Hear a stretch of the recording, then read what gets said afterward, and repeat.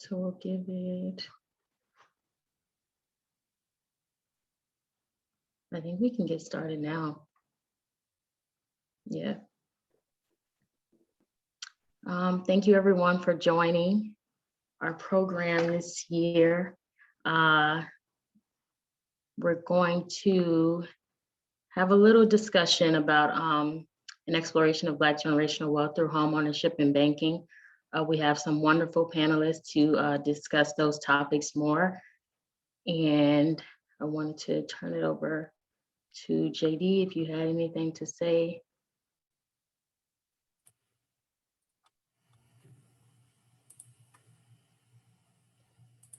Well, can you hear me? Yes. Well, thank you, Shayla. And thanks to the Special Events Committee for putting this together along with our partners, the Columbia Pike Revitalization Organization. Today concludes Black History Month 2021, but as we know, Black History Month is every month for us. So as Shayla spoke about previously, we have a great event planned for you today, 60 minutes worth, an exploration of Black generational wealth through home ownership and banking.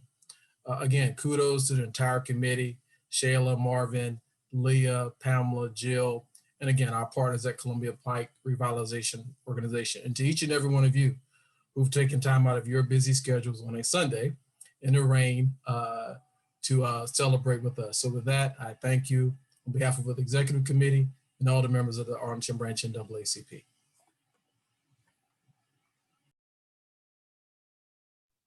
And we can get right into it. Marvin will introduce our panelists and we will go from there. Thank you.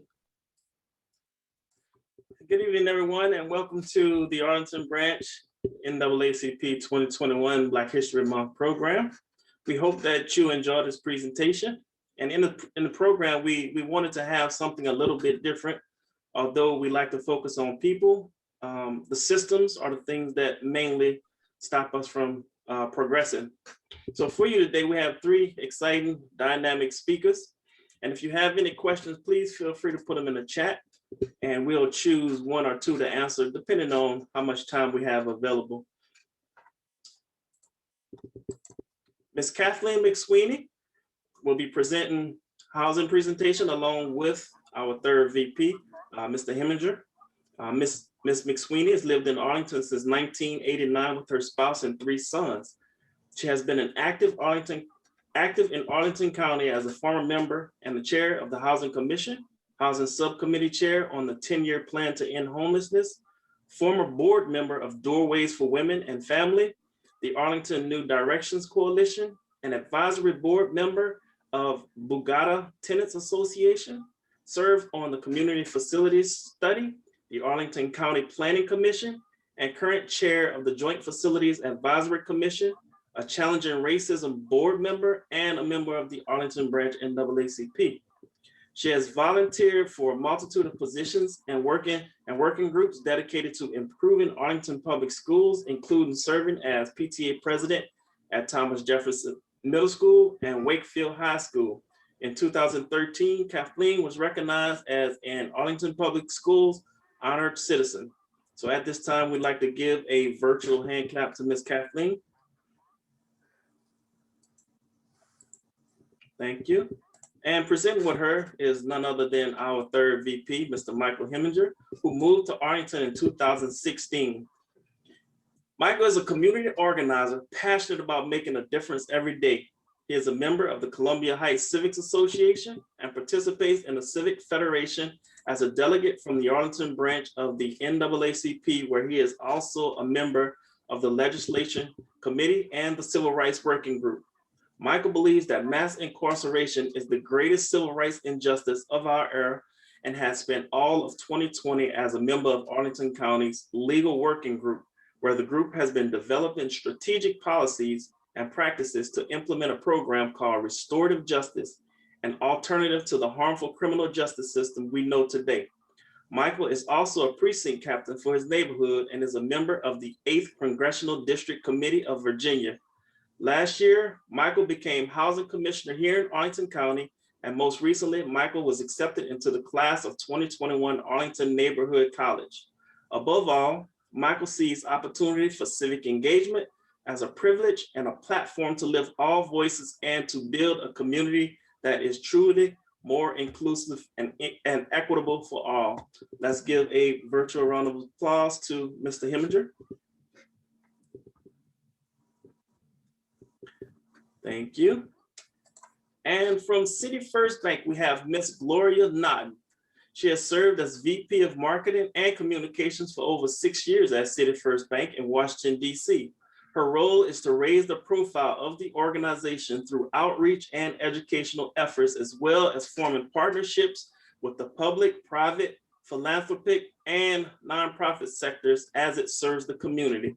At this time, let's give a virtual round of applause to Ms. Nauden.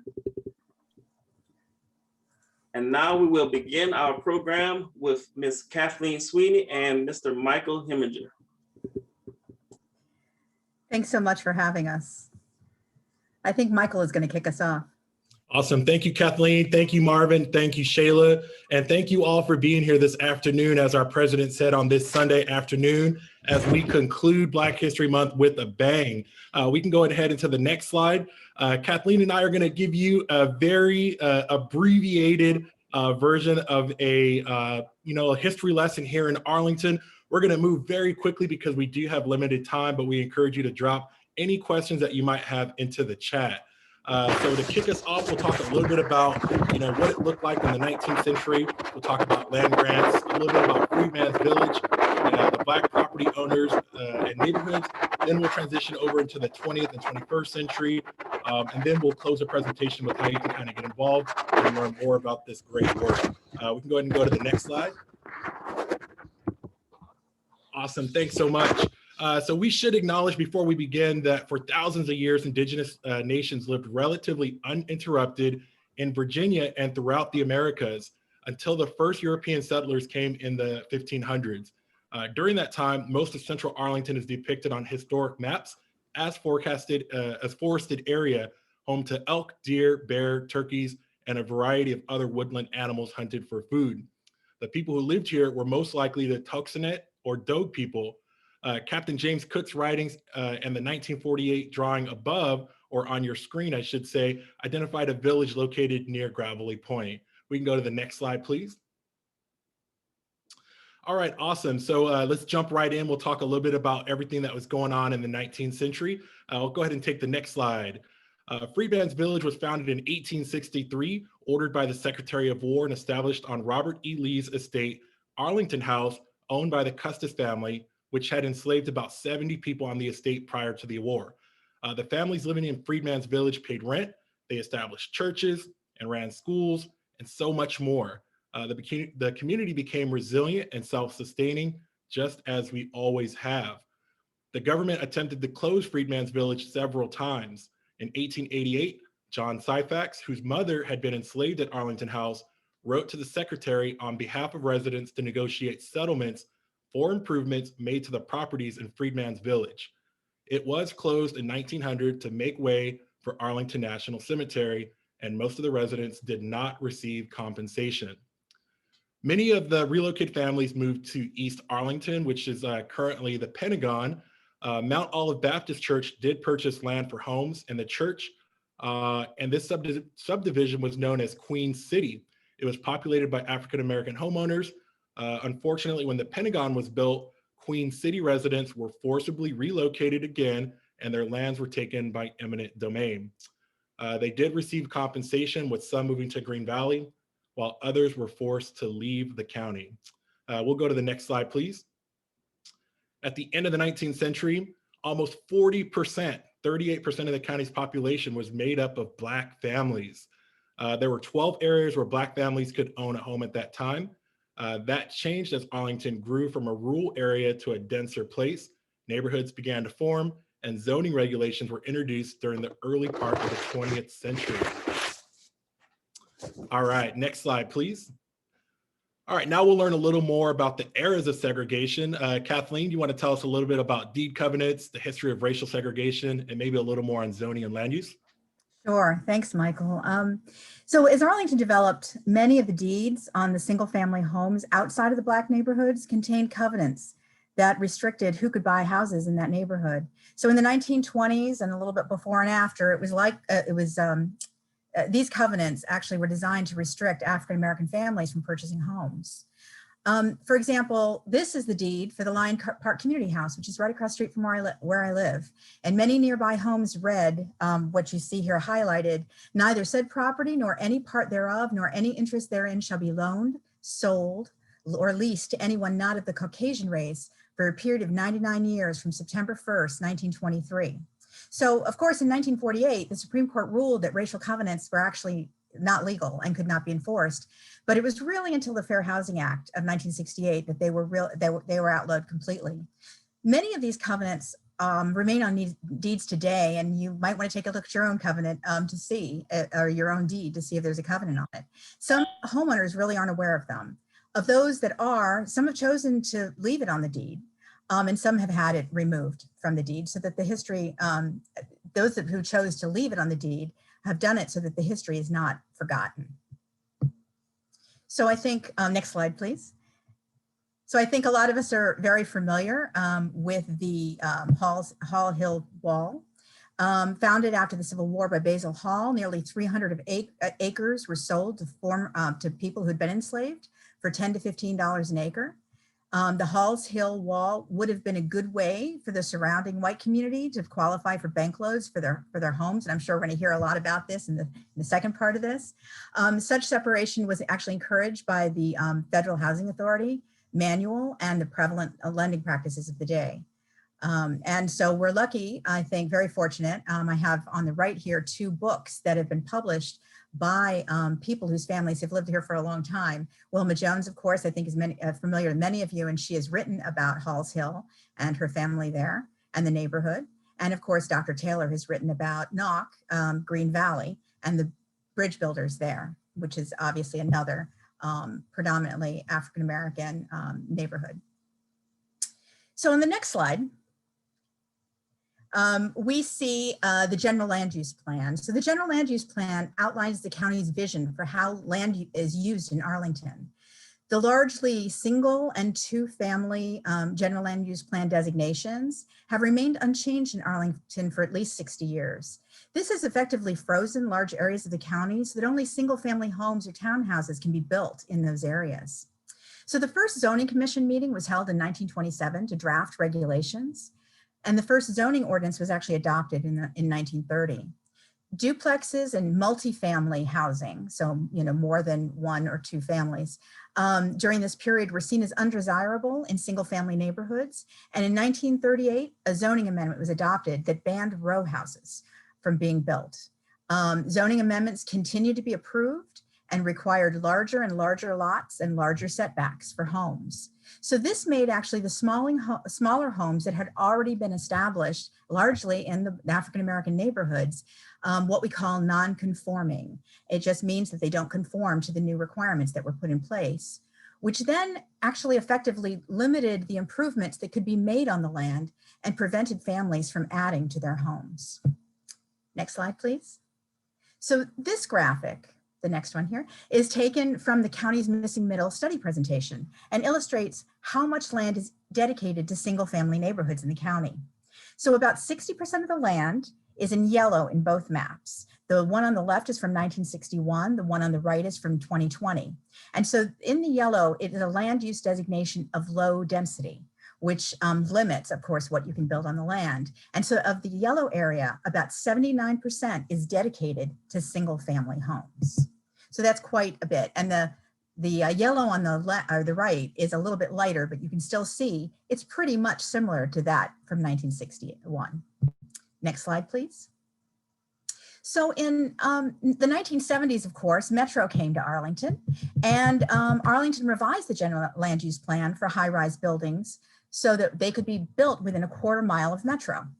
But a lot of people refer to this as the Metro bargain, that the agreement was that places like Clarendon and Ballston could go higher and have multifamily buildings near the Metro, but that the rest of the neighborhoods would basically retain what they call their neighborhood character outside of metro corridors. Neighborhood character is interpreted by many to mean retain the single family housing.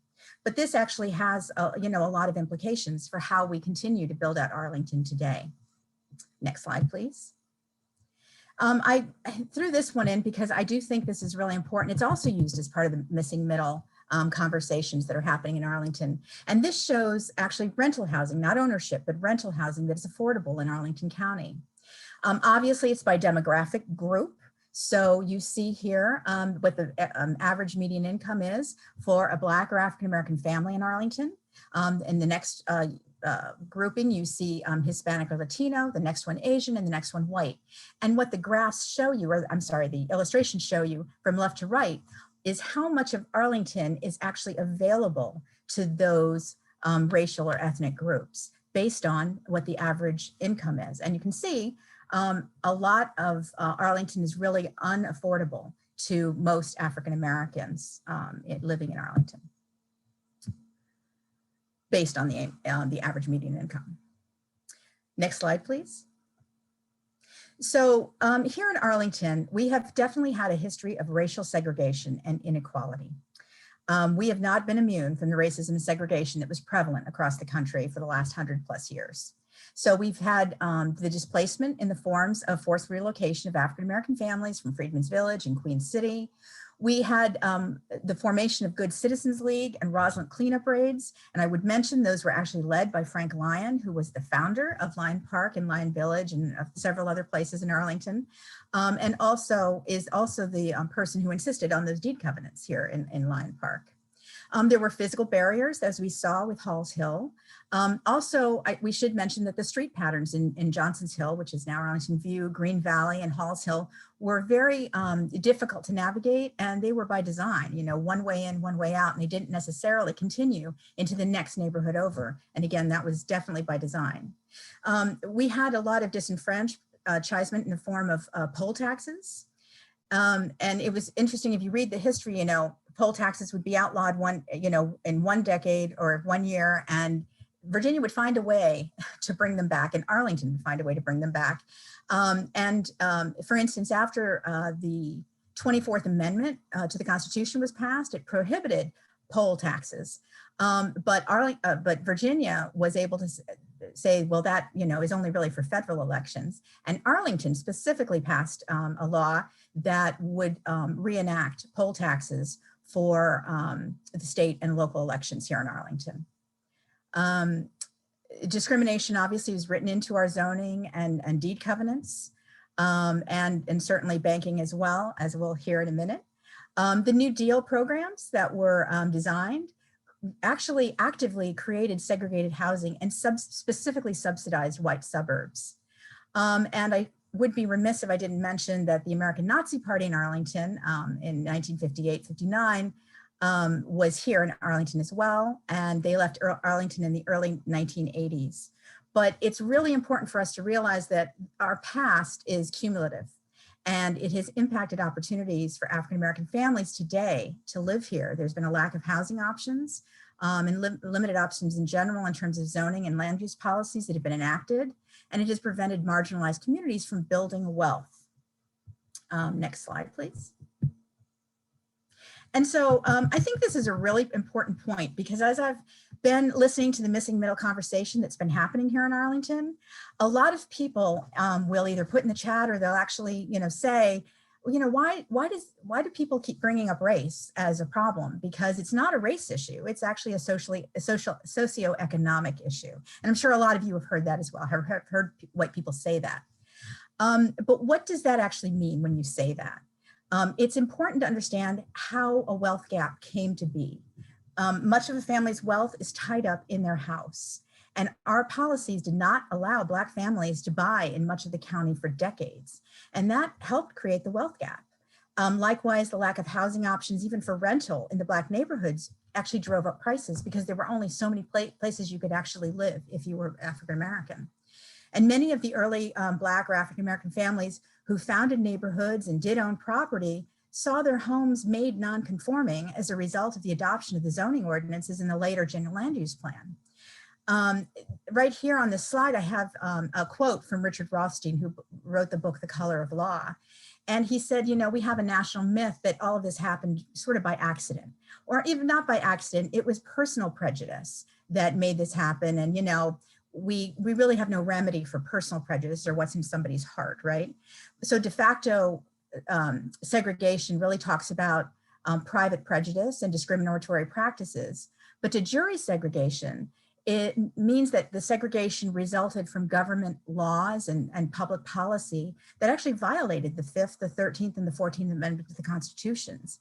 And it's important to note that the Supreme Court has said that de facto segregation has few remedies, but if segregation has been created by de jure due to the explicit racist government policies, we are actually required to remedy it. Michael, I think I'm going to hand it over to you at this point. Is that right? Sure.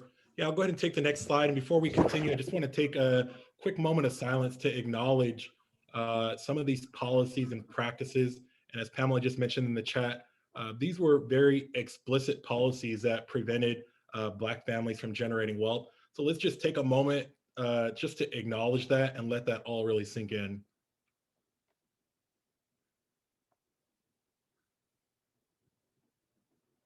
All right, now that we know a little bit about the history of the 19th, 20th, and 21st century, let's talk a little bit more about what we can do right here and right now. We'll look at some of the ways that we can get involved, and then Kathleen will share some really great resources to keep the conversation going. I'll take the next slide, please. One thing I want you to kind of walk away with is today, little over 9% of the population in Arlington is Black. Remember that at one point, almost 40% of our community was Black here in Arlington.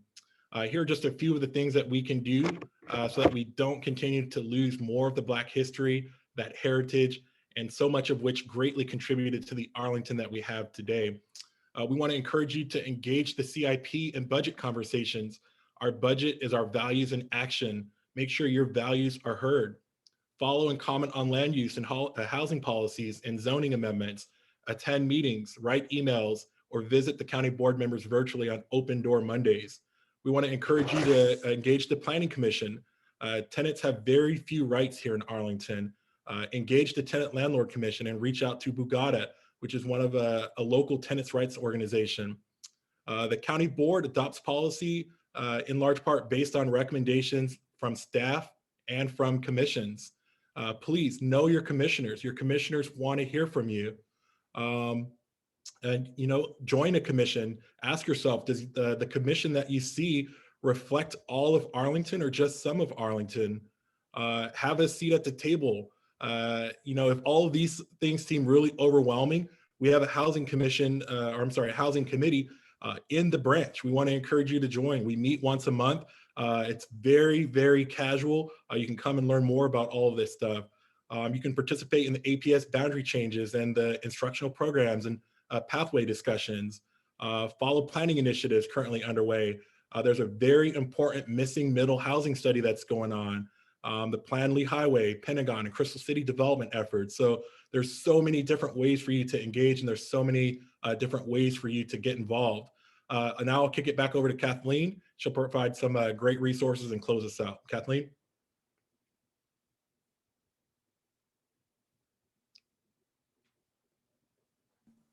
So on the next slide, I just wanted to call out several of the resources that you all can access. And specifically, you know, the Arlington County Department of Planning, Housing and Development has issued a publication as part of the Missing Middle that talks about Arlington's land use policy. I do want to talk about Dr. Lindsay Besterbridge, who actually is an Arlington resident. I worked with her at the African American History and Culture Museum before it opened, and she's still there as a curatorial researcher. And she wrote her doctoral thesis on Arlington and the Black communities in Arlington. The Center for Virginia History is great, and they have a lot of stuff actually that's available online. You don't even have to go there right now. And they have a lot of information available online. And then of course we have, you know, people who have lived here for a really long time, you know, the Syfax family, the Jones family, and others who are just a wealth of information. You know, their families have helped build Arlington. And, you know, as Michael talked about, 1900, we had 38% of the population was African American. Those families really built the Arlington we see today. And at this moment, we have a little over 9%. And so the question is, what can we do about it? I think there's a lot we can do. And I'd love to, engage in that conversation. With that, I know there have been some questions. So Shayla, is this the right time to take those questions? Yes. I saw one question in the chat from Christian. He asked, are there any hidden deed covenants in Arlington today? Yes, or anything? Yes, so they're there, actually. They're not really hidden. In fact, there's a really good, actually one of the resources I have in here is a video done by the Alliance for Housing Solutions. And it's called A Race in Arlington, I think. And in there's another deed covenant that's actually shown, and I can't remember, I think it is either from the Waycroft neighborhood or Westover. But it actually is different than the one I read, which is the one in Lyon Park and the one that's in a lot of houses in Lyon Park. That one actually lists, it's kind of incredible in a bad way. It actually lists like all the people who cannot buy a house in that neighborhood. And it goes on. It's like, it talks about African Americans. It uses, other terms, of course. It talks about Asians. It talks about Jews, Muslims. I mean, it was really quite the list. So there are lots of deed covenants, and I encourage everybody, if you actually own a home in Arlington, to look at your deed covenant. My next door neighbor, I know, changed his. He refused to actually sign it because he had one of the original deed covenants. Oh, wow. Thank you. I didn't know that. We have one more question. Is the resources slide? Oh, sorry, that's going to be available. Yes, that's not a question. And with that, we can turn it over to Ms. Gloria. Thank you, Ms. Kathleen and Mike, for presenting on housing discrimination. And Ms. Gloria will talk more about banking and how that, ties hand in hand to discriminate against African Americans and building generational wealth.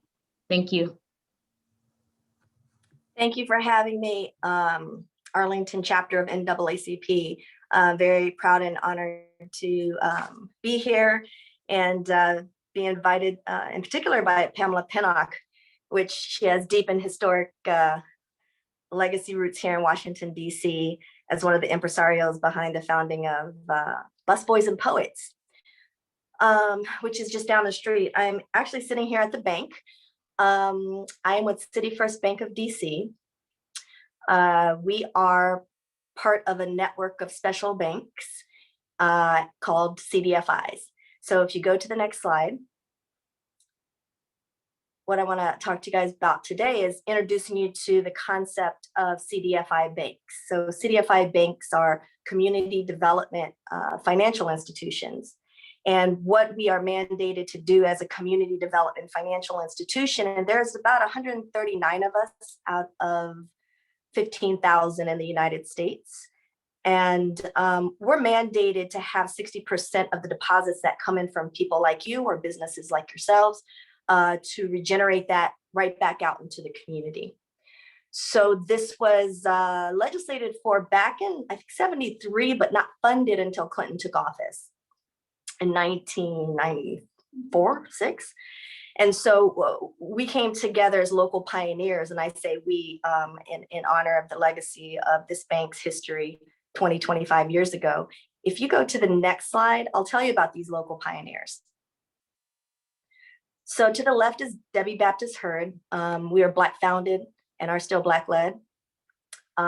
Just to the right of her is a community development organizer named Lloyd Smith of Marshall Heights. So he created the Marshall Heights CDC. There was an era in DC that started talking about revitalizing DC's historic commercial corridors because of the blight experienced over a 25-year period post the uprisings of MLK's assassination.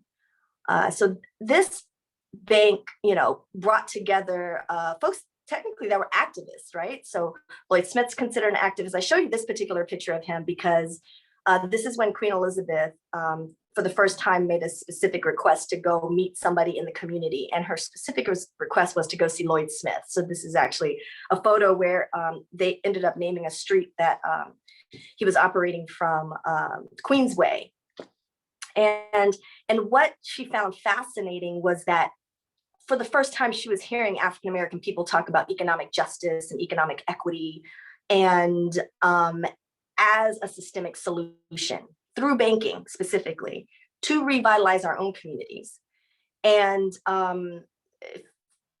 with that, we started as a nonprofit loan fund. So we're still held by a nonprofit called City First Enterprises.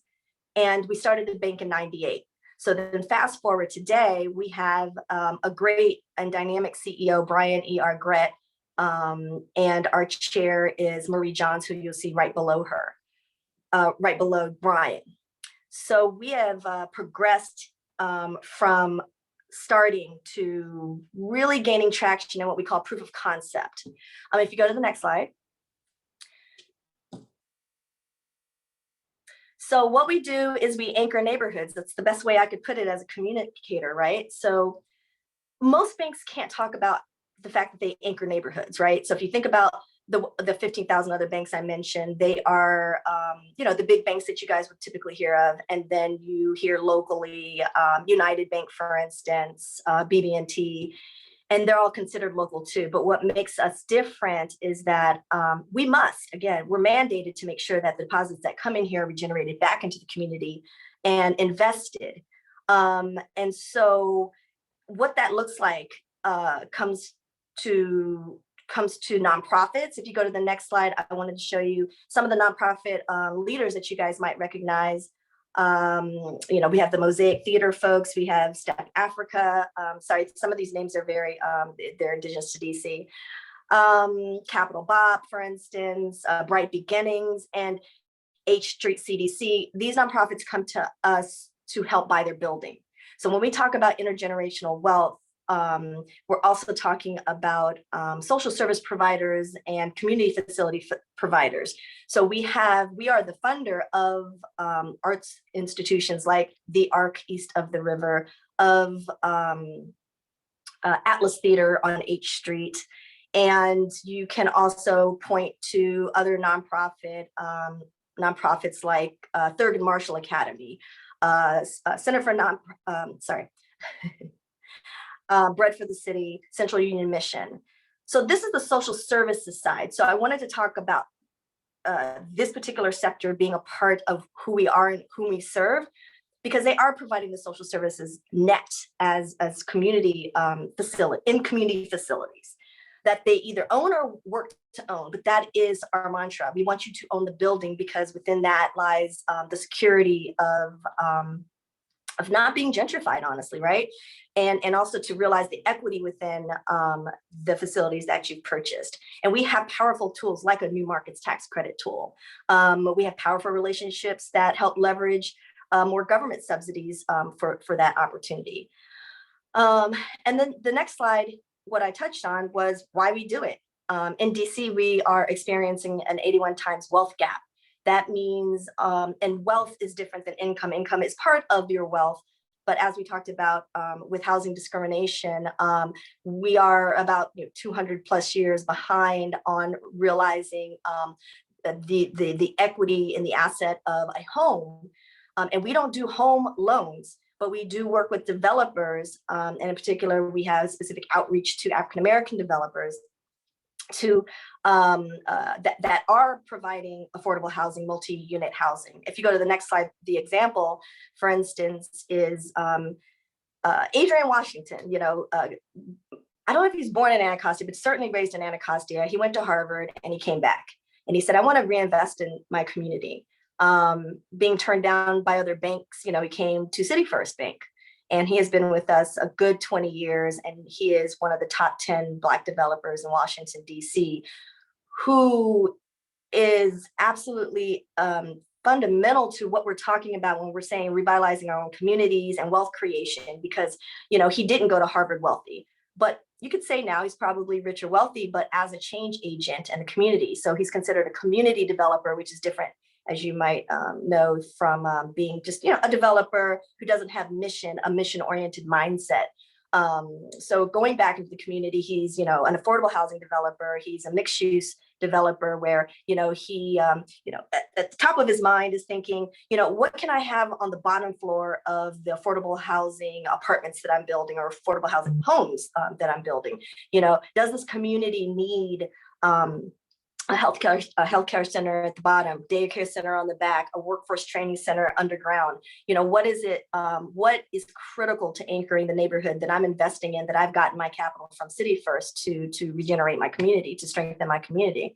So he's who we serve at the end of the day, right? Because it's about him getting the capital. And so while there was a lack of access to capital, and even legally not, having these restrictive covenants preventing you from being in neighborhoods, this was also happening to Black business owners. And my dad, being an African-American business owner, the same thing happened to him. My mom's Korean. She goes to the bank, they give her the money. My dad goes to the bank as a 20-year veteran from the military, and he doesn't get the loan. And by the way, his businesses are not too far down Columbia Pike at Route 50 and Annandale Road.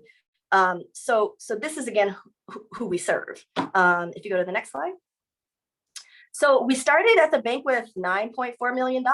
And if you punch to the next slide, I want to show you that we have now deployed over, as of earlier this year, $1.3 billion back into the community. So what that means is, just from that startup capital, if you will, look at us as a startup company that said, what, we think that with this intentional provision of capital, where we just concentrate on a community or a neighborhood, and all we're investing in is what's good, what has social impact. What could we do with that? And so we are audited every quarter to deliver the numbers on what that looks like. And so the numbers are spread across the span here. We're building, like I said, affordable housing specifically, educational facilities, healthcare facilities, art centers, and small businesses like Ben's Chili Bowl down the street, helping them to own their buildings.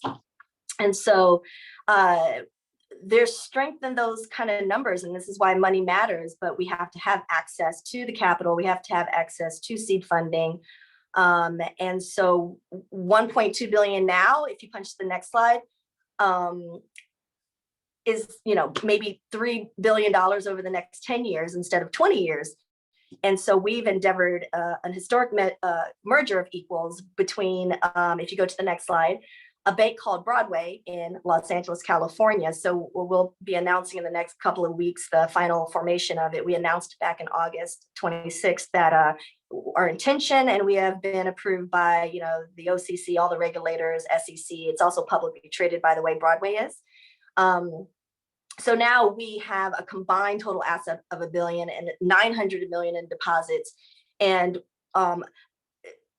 this back to deployment, like, where does the money go? And so again, the real call to action, is to educate more people about where does your money sit when you are depositing your paycheck, or if you're a business person, all your revenue, and it's being invested while it's sitting in a bank overnight.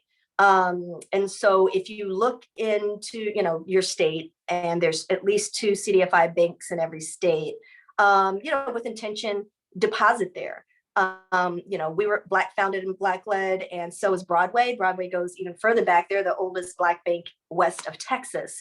They have three branches out there, Inglewood, Compton, Los Angeles, proper downtown. And we're right here on historic 14th and U. We with intention merged because of our aligned missions. With my role doing public, private, nonprofit, and philanthropic partnerships, we look at ourselves as sitting at the nexus of coordinating these critical conversations. We talk about race equity when it wasn't comfortable. And we believe that, when there's a foundational economic base missing from a community, then they are not going to thrive. And it will be revitalized with or without them. But if there's a place that you can feel confident in knowing that as a business owner, you want to buy a building, then, we're the bank that we want you to come to. And if you're not in that position, then also participating in this effort is to simply make a deposit. So on the next slide is more information where you can reach me, but, just simply open an account. That's like just one of those first initial things that can all be done digitally. If you want to keep pace with this growing institution and our merger, we're also looking at other urban markets too. So it won't probably just be Los Angeles, it's other urban cities that could use sort of our model to partnership development to leverage and optimize just basic banking capital, which we consider traditional capital. And then my information is also below as we continue to grow the idea of what a CDFI bank can do. And when we merge, we'll be the largest Black-led minority depository institution in the United States. So with that, I'll close, and I would be humbled to answer any questions. Thank you, Ms. Gloria. That was a great presentation. We had a couple of questions in the chat. So folks were interested in wanting to know more. Let me see. First question, why do you think privacy and data ethics matter to organizations in a data-driven economy / banking? Did you say it slower?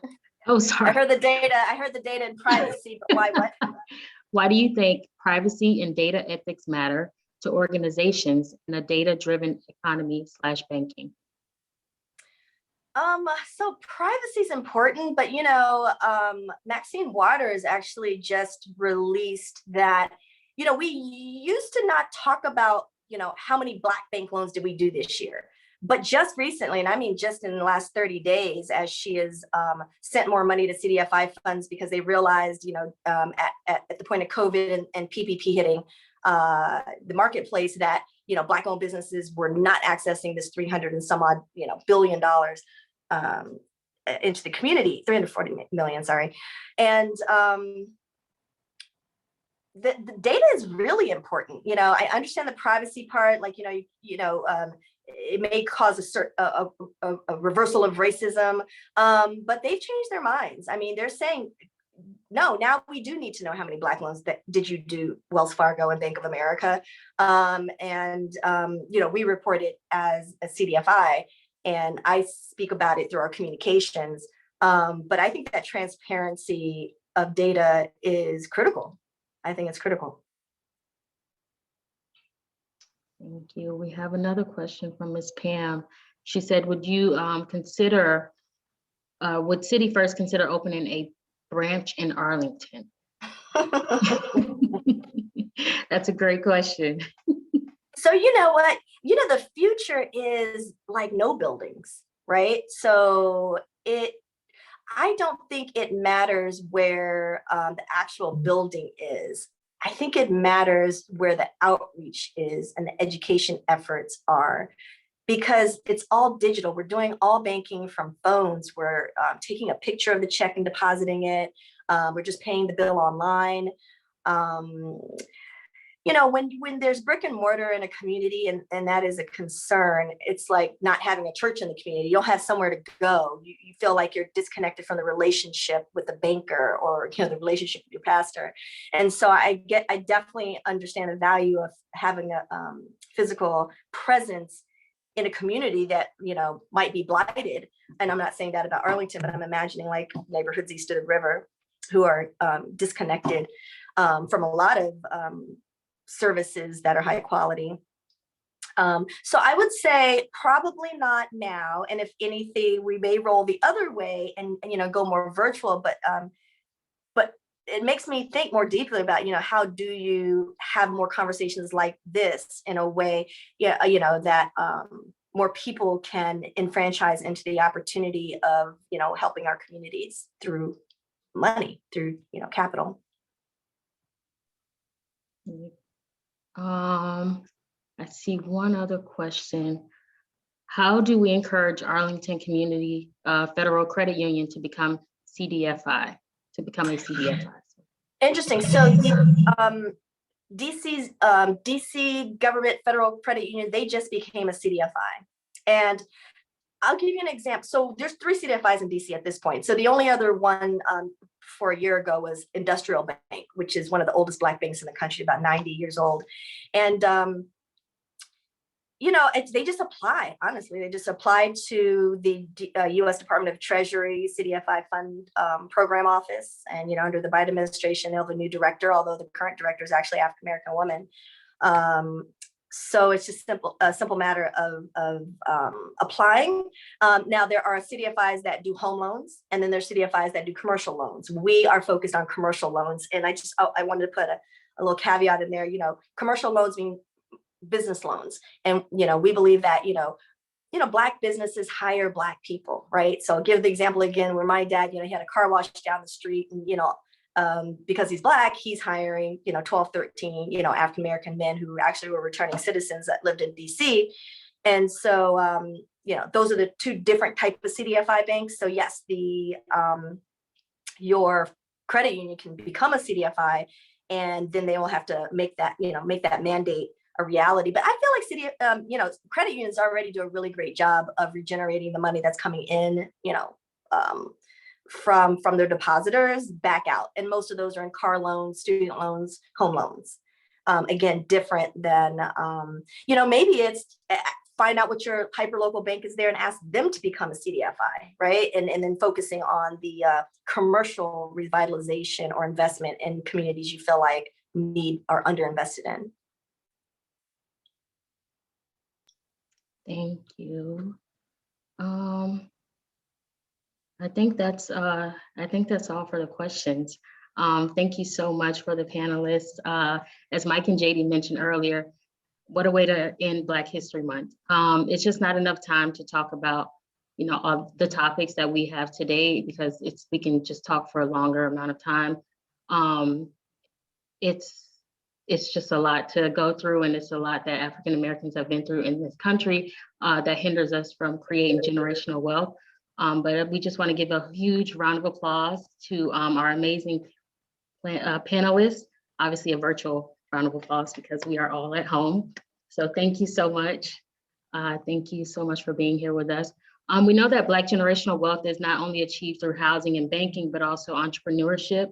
And so I had created some slides about just a list of Black-owned businesses, yeah.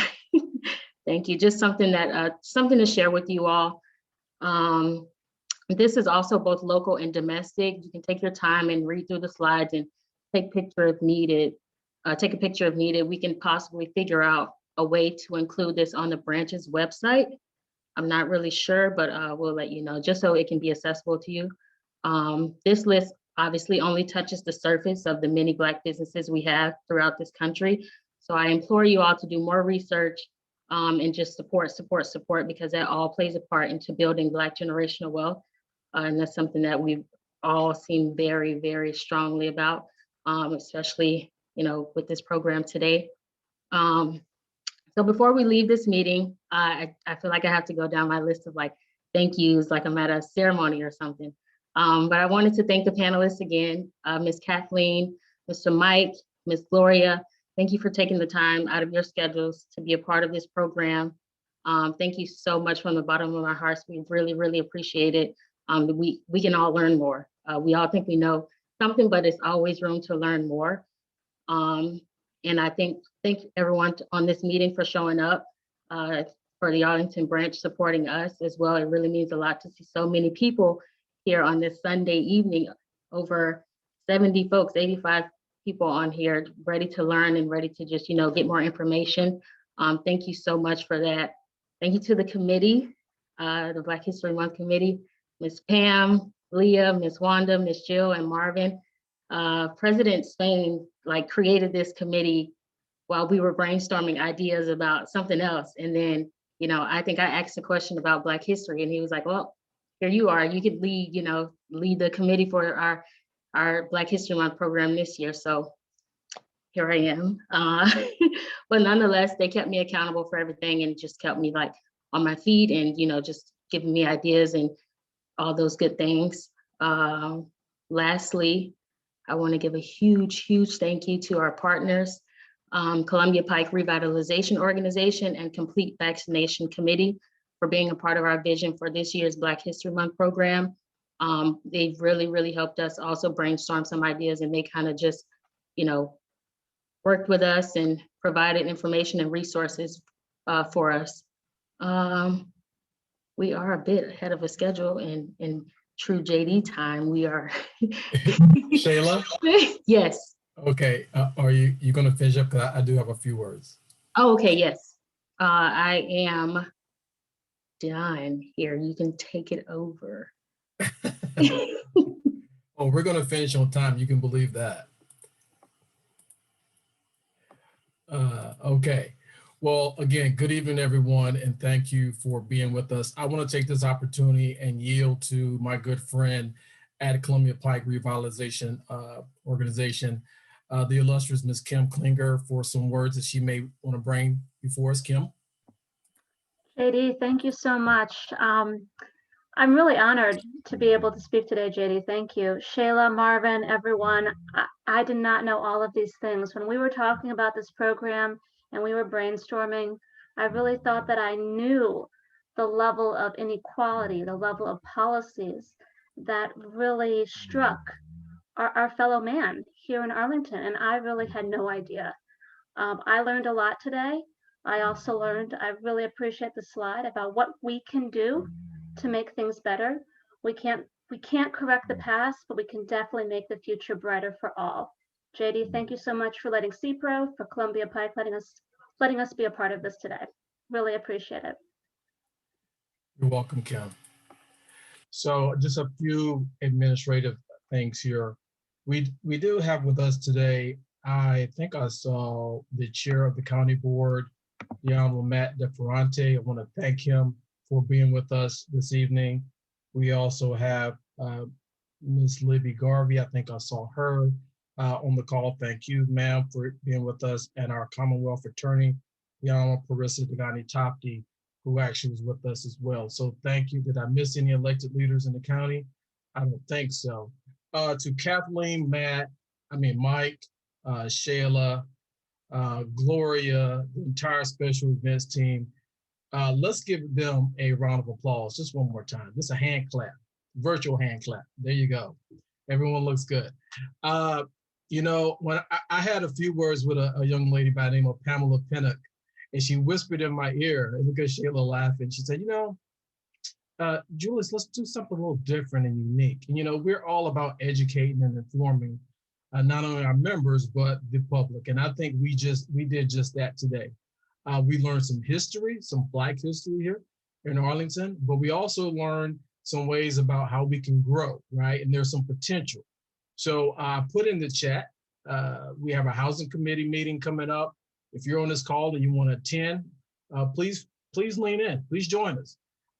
We have a lot going on at the branch right now, but it's because of members and like yourselves and those that are on this call that we're able to do what we do. So that means we also put in that chat, I did a link to donate, right? So donate to the NAACP. All of us are volunteers. Our money goes towards putting forth programs like such, and sometimes giving a stipend or two to our guest speakers. Today is the last day of Black History Month, as I said at the beginning, but it shouldn't stop, right? It's a continuum. We keep pushing for the rest of the year and until time eternal, because there's a lot we need to make up a lot of what is going on in the past. We are way ahead of time. If there's any questions for me, please unmute yourself.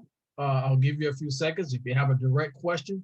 If not, in true fashion, as you said, Shayla, we're going to be on time, ahead of time here at the NAACP. All right. Okay. God bless each and every one of you. Stay safe. We are partners with Complete Vaccine partners there, along with Columbia Pike Revitalization Organization. So register to get your vaccine. If you have a shot, good to go. I think I'm registered now and standing by for my shot. So let's get vaccinated. Let's wear our masks. Those out there in our community who may not have the ability or means to get to some of these sites, reach out to them and try to help, pass the word. It's going to take a village. You know, they say it takes a village to raise a child, but it's going to take all of us at the end of the day to get past COVID. So let's work together in peace and in harmony, and I will see you later. This concludes the program. Thank you. Are we going to have a copy of this somehow we can look at later? Of course, Marilyn. Anything less would be uncivilized. That's what I thought. Thank you. Appreciate it. So where will we be able to get this link to view the content? Hey, Anthony. So what we're going to do is I'll speak with the team, the secretary, and a few others. We'll do our best to get it not only on our Facebook, probably on our website. For those that attended, we're in the process of revitalizing our website. So in a couple of weeks, you guys are going to see a brand new website. The executive committee saw a little bit of it a few days ago. It's phenomenal. But we'll get it out by email. If you registered for this call, I'll speak with the secretary and we'll get copies emailed to everyone who registered for this call on Zoom. Okay, is that fine, Anthony? Yeah, thank you. You're welcome, sir. All right.